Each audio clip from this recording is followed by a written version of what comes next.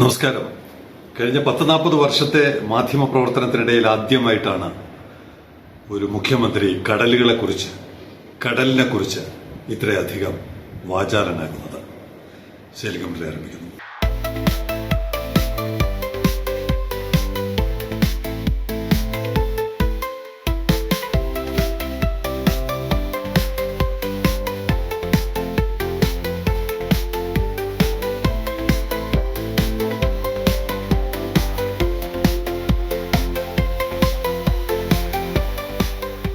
ആനയ്ക്ക് ആനയുടെ വലിപ്പം അറിയില്ല എന്ന് പറഞ്ഞതുപോലെ നമുക്ക് കിട്ടിയിരിക്കുന്ന ഈ സൗഭാഗ്യം, കടൽ എന്ന് പറയുന്ന ഈ സൗഭാഗ്യത്തെക്കുറിച്ച് ഈ കഥ പറയുമ്പോൾ ഒരുപക്ഷെ കുറച്ചുകൂടി അതിന്റെ ഗൗരവം പിടികിട്ടും. നമുക്ക് നല്ല പരിചയമുള്ള ഒരു സ്ഥലമാണ് ഇപ്പോൾ ജിബൂട്ടി. മിക്കവാറും ആഴ്ചയിൽ ഒരു സർവീസ് ജിബൂട്ടിക്ക് ഉണ്ട്. ഇപ്പോൾ ഏറ്റവും കൂടുതൽ സർവീസ് നടത്തപ്പെട്ടിരിക്കുന്ന ഒരു ലൊക്കേഷൻ ജിബൂട്ടി ആയിരിക്കാം. ആ ജിബൂട്ടിയുമായി ബന്ധപ്പെട്ട് ജിബൂട്ടിയുടെ കടലുമായി ബന്ധപ്പെട്ട കാര്യമാണ്. Recent local reports showed that 3 vessels bound for Ethiopia carrying 1,20,000 metric tons of diesel and 60,000 metric tons of jet fuel were stranded in the Arabian Gulf, exposing the country's vulnerability to global supply shocks. എന്റെ seniors ചിലർ എത്യോപ്യയിൽ അധ്യാപകരായി പോയിട്ടുണ്ട്. Ethiopia, Nigeria തുടങ്ങിയ African രാജ്യങ്ങളിൽ അധ്യാപകരായി പോയ ഒരു ഓർമ്മയുണ്ട്. ആ Ethiopia ഇപ്പോഴാണ് നമുക്കത് എവിടെയാണ് എങ്ങനെയാണെന്നൊക്കെ നമ്മൾ നോക്കുന്നത്, ഇപ്പൊ മാപ്പ് നോക്കുമ്പോഴാണ് മനസ്സിലാവുന്നത്. ആ എത്യോപ്യ എന്ന് പറയുന്ന രാജ്യം, അവർക്ക് വരേണ്ട 2 കപ്പലുകൾ യുദ്ധം, ഹോർമോസ് ആണ് ഒരു കാരണം, മറ്റേ കാരണമാണ് നമ്മുടെ വിഷയം. ഗ്ലോബൽ സപ്ലൈ ചെയിനിൽ ഉണ്ടായിരിക്കുന്ന ബുദ്ധിമുട്ടുകൾ അവരിപ്പോൾ അനുഭവിക്കുകയാണ്. The situation has intensified Addis Ababa's efforts. Addis Ababa എന്ന് പറഞ്ഞാൽ അവരുടെ ക്യാപിറ്റലാണ്. Addis Ababa's efforts to secure alternative maritime access after decades of heavy dependence on Djibouti's ports for trade. ദീർഘനാളായിട്ട്, ഞാൻ ആദ്യം പറയട്ടെ, അവർക്ക് കടലില്ല. അതുകൊണ്ടാണ് നമ്മൾ ഈ കഥ പറയുന്നത്. എത്യോപ്യക്ക് കടലില്ല. എങ്ങനെയാണ് പിന്നെ അവർ കാര്യങ്ങൾ നിർവഹിക്കുന്നത്? ജിബൂട്ടി എന്ന് പറയുന്ന ഒരു കൊച്ചു രാജ്യത്തിന്റെ സഹായത്തോടെയാണ് അവര് ഗ്ലോബൽ ട്രേഡിന്റെ ആനുകൂല്യം കിട്ടുന്നത്, അല്ലെങ്കിൽ അവരുടെ എക്സ്പോർട്ട് നടത്തുന്നത്, അല്ലെങ്കിൽ അവരുടെ ഇമ്പോർട്ടിനൊക്കെ അവർക്ക് ഈ കൊച്ചു രാജ്യത്തെ ജിബൂട്ടിയെ ആശ്രയിക്കേണ്ടി വരുന്നു. ഇപ്പോൾ ഒരു പ്രശ്നം വന്നിരിക്കുന്നത്, ജിബൂട്ടിക്ക് പുറമെ ഓൾട്ടർനേറ്റീവ് ലൊക്കേഷൻസ് അവർ നോക്കുന്നത് അറിഞ്ഞതോടുകൂടി ജിബൂട്ടിക്ക് കിട്ടിക്കൊണ്ടിരുന്ന ബിസിനസ് ഡൈവേർട്ട് ചെയ്യപ്പെടുമല്ലോ. എല്ലായിടത്തും ഉണ്ടല്ലോ ഈ കോമ്പറ്റീഷൻ. അങ്ങനെ എത്യോപ്യ വേറെ സ്ഥലങ്ങൾ, തൊട്ടടുത്തുള്ള സൊമാലി ലാൻഡ് എന്ന് പറയും, സൊമാലിയയിൽ നിന്ന് വേർപിരിഞ്ഞ് നിൽക്കുന്ന ഒരു ഭൂപ്രദേശമുണ്ട്. അവര് ഇസ്രായേൽ ഇപ്പൊ അംഗീകരിച്ചു. അങ്ങോട്ട് മാറാൻ, ബാർബറ എന്നോ മറ്റോ ആണ്, അവിടെ ഒരു പോർട്ടുണ്ട്. അങ്ങോട്ട് മാറാനുള്ള നീക്കം നടക്കുമ്പോൾ ജിബൂട്ടിക്ക് കാര്യം മനസ്സിലായി. ഇനിയിപ്പോ എത്യോപ്യയുടെ പൂർണ്ണമായി മൊണോപ്പൊളി പോകുന്നു. പുതിയ പോർട്ടിലോട്ട് അവർ മാറുന്നതോടുകൂടി നേരത്തെ ജിബൂട്ടി കൊടുത്തിരുന്ന ആ സൗകര്യങ്ങൾ പഴയതുപോലെ കൊടുക്കുന്നില്ല.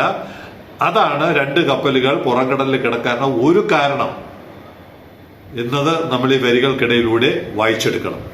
അപ്പോൾ എന്താണ് ഈ ജിബൂട്ടി, എത്യോപ്യ തുടങ്ങിയ കാര്യങ്ങൾ?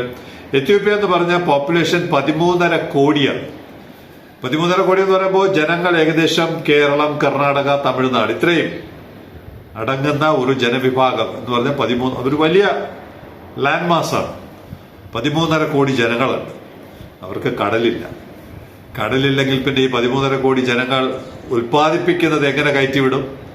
അവർക്ക് ആവശ്യമായിട്ടുള്ള സാധനങ്ങൾ എങ്ങനെ ഇമ്പോർട്ട് ചെയ്യും? ആകെ ബുദ്ധിമുട്ടുന്ന ഒരു രാജ്യം എന്നുള്ള നിലയ്ക്ക് നമുക്കിവിടെ 590, പുതിയ കണ്ടെത്തലനുസരിച്ച് അത് 600-650 വരും. ഇത്രയും കടൽ ഇങ്ങനെ വിശാലമായി നമുക്ക് കിടക്കുമ്പോൾ അവർക്ക് ഒരു കാല്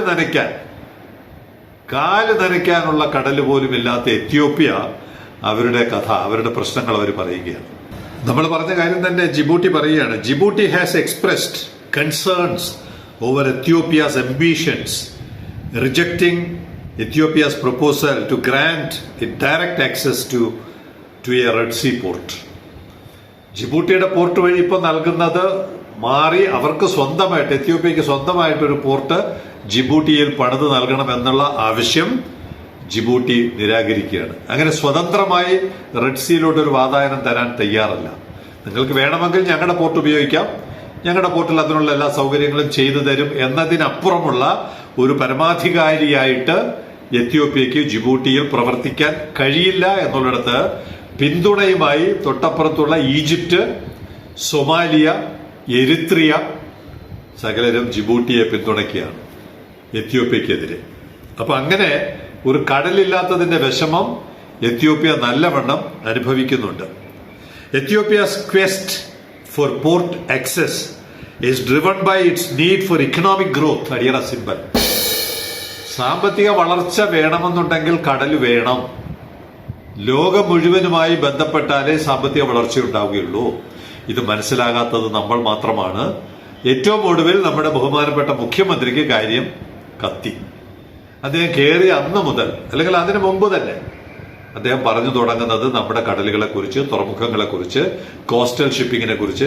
എത്രത്തോളം കോസ്റ്റൽ ഷിപ്പിംഗ് ഒക്കെ പ്രായോഗികമാണെന്നുള്ളത് വേറെ വിഷയം. എന്നാൽ പോലും കടലിനെ കുറിച്ച് ഇത്രയും നാളും മറ്റു പല കാര്യങ്ങളുമാണ് കേരളത്തെ മുന്നോട്ട് നയിക്കാൻ പോകുന്നതെന്ന്, ഡ്രൈവ് ചെയ്യാൻ പോകുന്നതെന്ന് പറയുന്നിടത്ത് ഏറ്റവും വലിയ പ്രാധാന്യം കടലുകൾക്കും തുറമുഖങ്ങൾക്കും നൽകിക്കൊണ്ട് വകുപ്പ് തന്നെ അദ്ദേഹം ഏറ്റെടുത്തു. ആദ്യമായിട്ടായിരിക്കും ഒരു മുഖ്യമന്ത്രി തുറമുഖ വകുപ്പ് ഏറ്റെടുക്കുന്നത്. കാരണം ഇതാണ്: for economic growth and development. While Djibouti seeks to maintain its strategic position as a key shipping hub.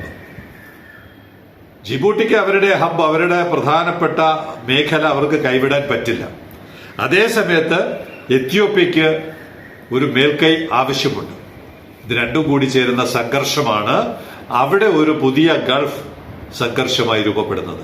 ഒരു വശത്ത് ഈജിപ്റ്റ്, എറിത്രിയ, സൊമാലിയ, മറുവശത്ത് എത്യോപ്യ, സൊമാലിലാൻഡ് എന്ന് വേണമെങ്കിൽ പറയാം. ഇതിനിടയ്ക്കാണ് ജിബൂട്ടി, നമുക്ക് ഏറ്റവും കൂടുതൽ ബന്ധമുള്ള ജിബൂട്ടി. അപ്പോ കടൽ എന്താണ്, കപ്പൽ എന്താണ്, ട്രേഡ് എന്താണ് എന്ന് ലോകം മനസ്സിലാക്കി തുടങ്ങിയിട്ട് പതിറ്റാണ്ടുകളും നൂറ്റാണ്ടുകളുമായിട്ടാണ് കേരളം പതുക്കെ ഈ മേഖലയിലോട്ട് കടന്നു വരാൻ പോകുന്നത്. Better late than never.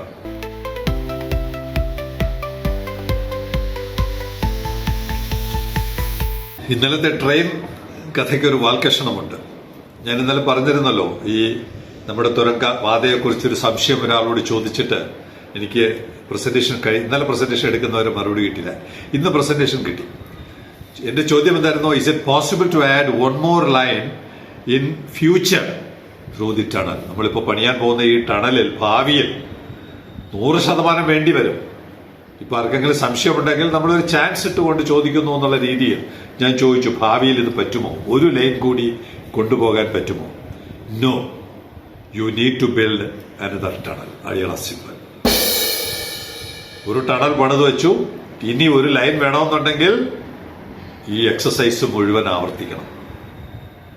ഇതാണ് ഇന്നലെ നമ്മുടെ ഒരു പ്രേക്ഷകൻ പറഞ്ഞല്ലോ, ഒരു 25 വർഷം മുൻകൂട്ടി കാണാൻ പോലും കഴിയാത്ത നമ്മുടെ പൊളിറ്റിക്കൽ ഉദ്യോഗസ്ഥ ബ്യൂറോക്രാറ്റിക് നേതൃത്വമാണ് മലയാളികളെ ഈ പരുവത്തിലിട്ടിരിക്കുന്നത്. കൂടുതൽ ഞാൻ ഒന്നും പറയുന്നില്ല. കാരണം ഒരു ട്രാക്കിംഗ്, ഇതുമായി ബന്ധപ്പെട്ടൊരു ട്രാക്കിംഗ് കൂടി പറയാനുണ്ട്. ശ്രീനാഥ് ഇന്നലെ എനിക്ക് രാത്രി ഒരു കണ്ടെയ്നറിന്റെ പടം വായിച്ചിട്ട് പറഞ്ഞു, ഇതിനകത്ത് തീർച്ചയായും ഒരു കഥയുണ്ടെന്ന് പറഞ്ഞു. അപ്പൊ ഞാൻ ചോദിച്ചു, എങ്ങനെയാണ് ഇത്രയും കൃത്യമായിട്ട് അറിയാവുന്നത്? ഒരുപാട് നോക്കിക്കഴിയുമ്പോഴാണ് നമുക്ക് കിട്ടുന്നത്. 600-650 എണ്ണം നോക്കിയിട്ടാണ് നമുക്ക് ഇത്രയും ദിവസമുള്ള ട്രാക്കിംഗ് കിട്ടിയത്. ശ്രീനാഥ് പറഞ്ഞ, അല്ല, ഞാൻ പണ്ട് അയച്ച അർജന്റീനയിലോട്ട് കണ്ടെയ്നർ കൊണ്ടുപോകാൻ 90 ദിവസം എടുത്ത ട്രാക്കിംഗ് പോലെ അതേ സ്ഥലത്ത് നിന്ന് തന്നെയാണ് ഞാൻ ഈ 40 ഫീറ്റ് കണ്ടെയ്നർ കണ്ടെത്തിയത്. അതുകൊണ്ട് തന്നെ കഥയുണ്ട്. ഞാൻ നോക്കിയപ്പോ ശ്രീനാഥ് പറഞ്ഞത് ശരിയാണ്. കൊച്ചി, കഥാപാത്രങ്ങളെല്ലാം ഒന്ന് തന്നെയാണ്. കൊച്ചി, കൊളംബോ, ഇനിയിപ്പോ പ്രേക്ഷകർക്ക് ഇതൊക്കെ അറിയാം. കൊച്ചി എന്ന് പറഞ്ഞു തുടങ്ങുമ്പോൾ തന്നെ ബാക്കിയൊക്കെ പ്രേക്ഷകർക്ക് അറിയാം. കൊച്ചി, കൊളംബോ, തഞ്ചുങ് പലപ്പാസ്, മലേഷ്യ. വരുന്നത് അങ്ങോട്ടാണ് ദാറുൽ സലാം. ദാറുൽ സലാം എന്ന് പറഞ്ഞാൽ ടാൻസാനിയ, നമ്മുടെ തൊട്ടടുത്ത് കിടക്കുന്ന ടാൻസാനിയ. 48 ദിവസമാണ്. 48 ദിവസമാണ്. നമുക്ക് 8 ദിവസം പോലും വേണ്ട. നമുക്ക് വെറും 6 ദിവസമാണ്. ദാറുൽ സലാം TRV വെറും 6 ദിവസമാണ്. ഇടയ്ക്കിടയ്ക്ക് കപ്പലുകൾ വന്നു പോയിക്കൊണ്ടിരിക്കുകയാണ്. ഗേറ്റ് തുറന്നിരുന്നെങ്കിൽ ആഴ്ചയിൽ ഒരു കപ്പൽ വെച്ച് വരുമായിരുന്നു. അങ്ങനെയുള്ള ദാറുസലാമില് ഇത് കാർഗോ പോകുന്നത് പോർട്ടിന്റെ തൊട്ടടുത്തുനിന്നാണ്. 5 കിലോമീറ്റർ അപ്പുറമാണ് ഈ കാർഗോ ഒറിജിനേറ്റ് ചെയ്യുന്നത്. ഇവിടെ നിന്ന് കൊച്ചിയിൽ പോയി, കൊച്ചിയിൽ നിന്ന് കൊളംബോയിൽ പോയി, കൊളംബോയിൽ നിന്ന് മലേഷ്യയിൽ പോയി, മലേഷ്യയിൽ നിന്ന് ടാൻസാനിയയിലോട്ട് പോകുന്നു. അദാനി തന്നെയാണ് അവിടെ ടെർമിനൽ ഓപ്പറേറ്റ് ചെയ്തത്. ടാൻസാനിയ അദാനി തന്നെയാണ് ടെർമിനൽ ഓപ്പറേറ്റ് ചെയ്തത്. എന്നാലും നമ്മൾ ഗേറ്റ് ഒരു കാരണവശാലും തുറക്കരുത്.